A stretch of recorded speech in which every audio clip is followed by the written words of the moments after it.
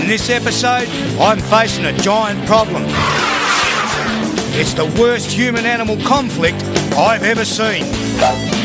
Whoa. Ah! Let's get him on me quick. Oh, just give me a minute, guys. Just give me a minute.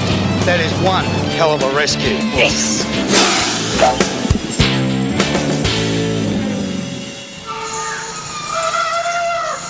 I'm in rural Sri Lanka, but this time, I'm not rescuing snakes. I'm on my way to get up close and personal with these guys. And I can't wait. Oh, look at them.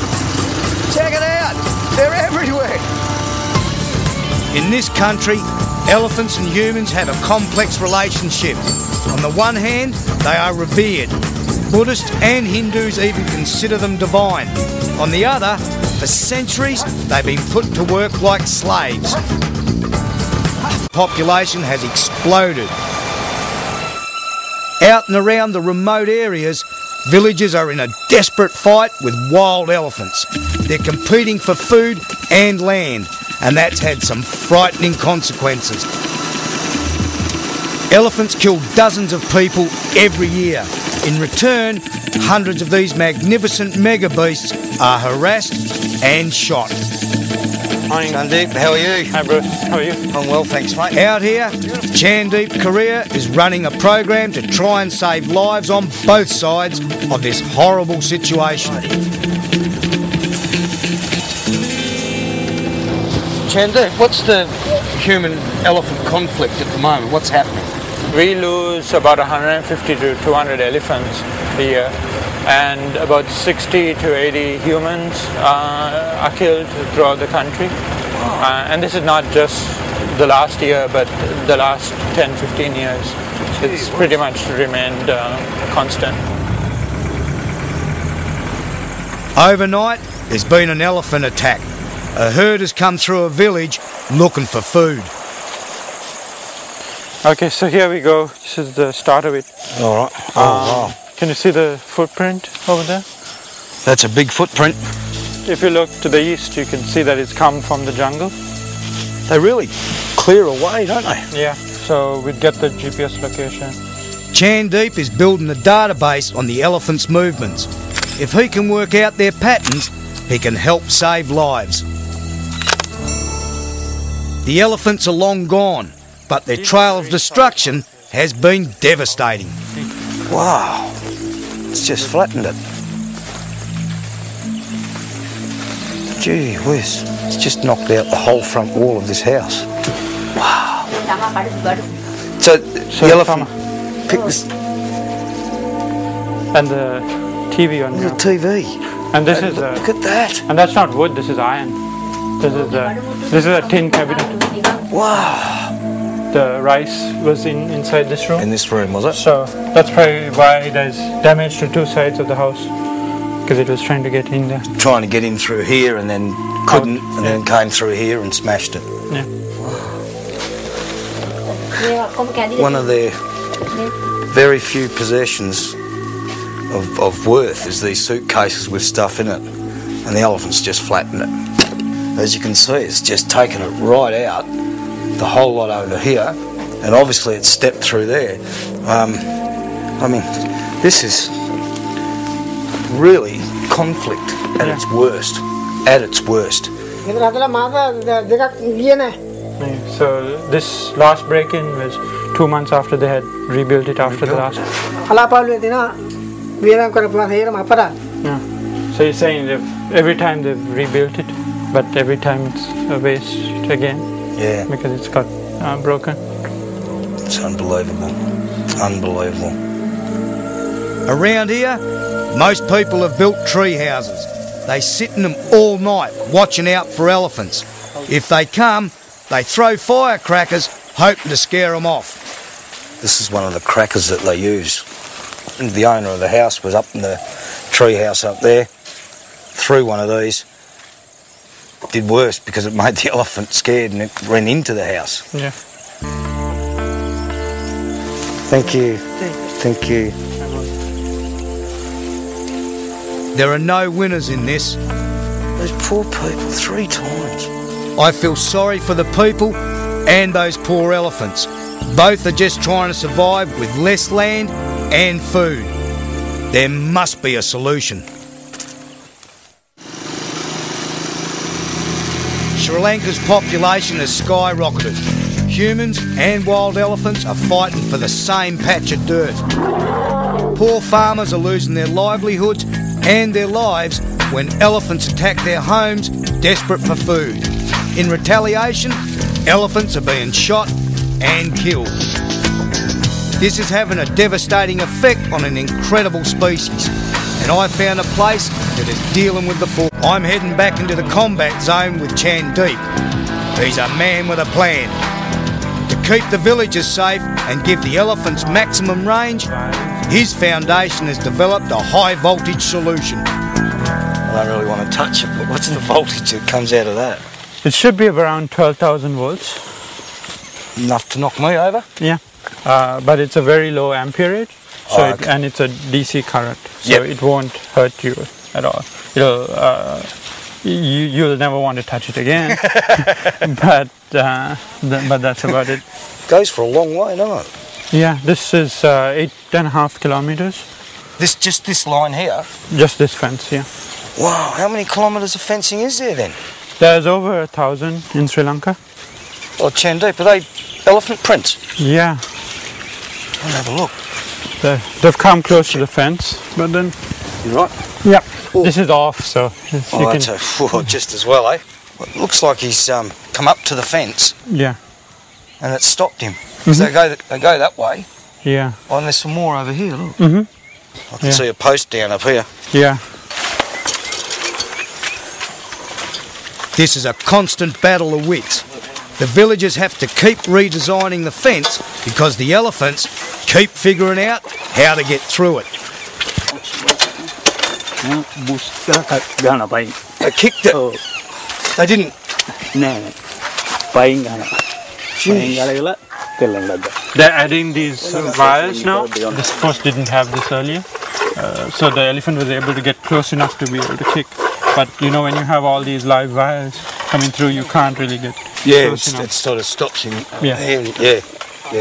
But this doesn't stop really big and really smart ones. So what they've learnt to do themselves is take their trunk, put it over the back, wrap it round the post and pull the post down that way.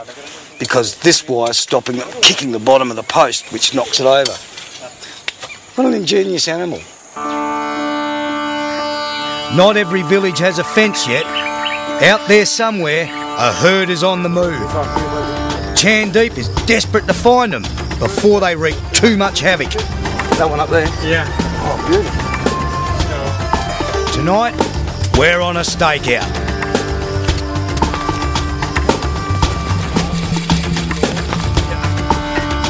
All right, come up. Yeah. There you go.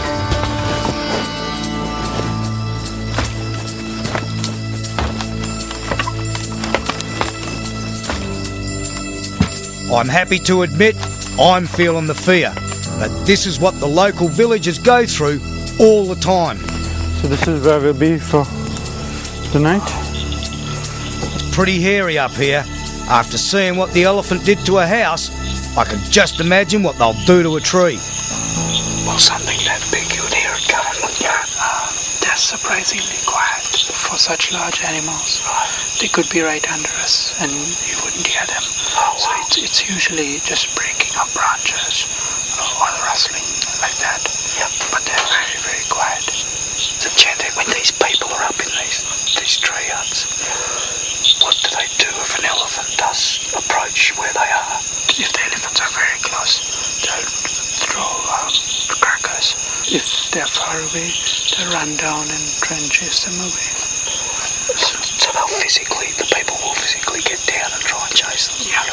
So they'll come with large torches or flashlights and then try and just shoot the elephant away. But wouldn't that also be a dangerous situation where they could get killed? Yeah, you get a lot of deaths like that as well. Wondering, whispering, worrying. This is what the poor villagers go through every sleepless night.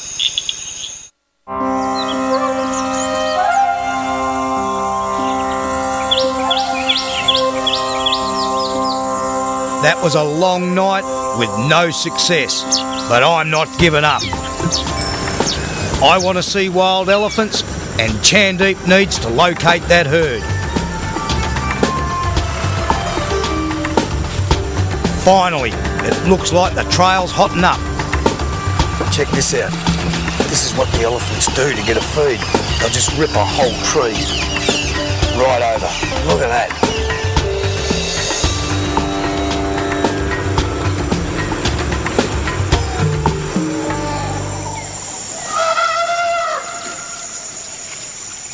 It's like Jurassic Park.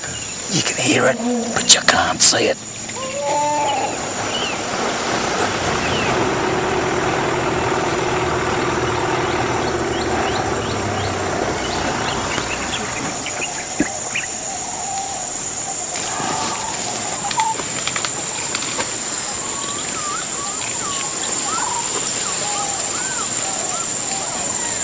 I've finally got to spot the elephants I've come to see in the wild. There's a tiny little bubby. I can just see him hiding behind, I'd say, his sister or his mum. This is what it's all about. This is why I'm here. There's nothing better. If you see the top of their head, it's nice and flat, like this. That's what they used to push the trees over with, and this is also what they use when they push a wall of a house in. This flat bit on their head. Check out the tusker. He's heading. Look at him coming up here. Look. He's coming straight for us.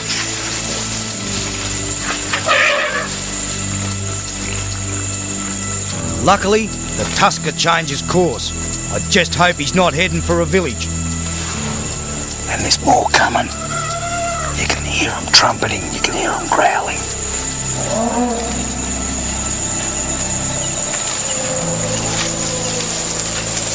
These animals feed for up to 19 hours a day. They need nearly 5 square kilometres each to survive. Even with their numbers dwindling, that equals almost 30% of Sri Lanka. This is why Chandeep's work is so important. He's putting fences around villages instead of trying to fence elephants into reserves. That means that these guys will have as much land as possible to live on. I can't tell you the feeling to be amongst a wild herd of elephants. I'm so relieved that Chandeep has found this herd. Unreal. The more he can predict their movements, the better he can plot the path of his fences. As the night closes in, I'm determined to stay.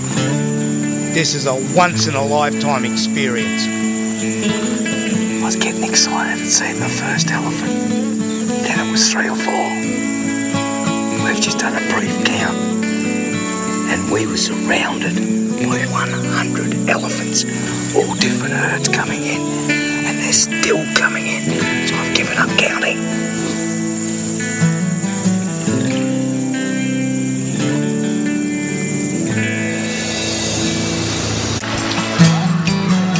It's not only Sri Lanka that's running out of space, animal-human conflict is happening all around the world. The human population has changed the balance of nature forever. So we've got to find ways of coexisting with animals before it's too late.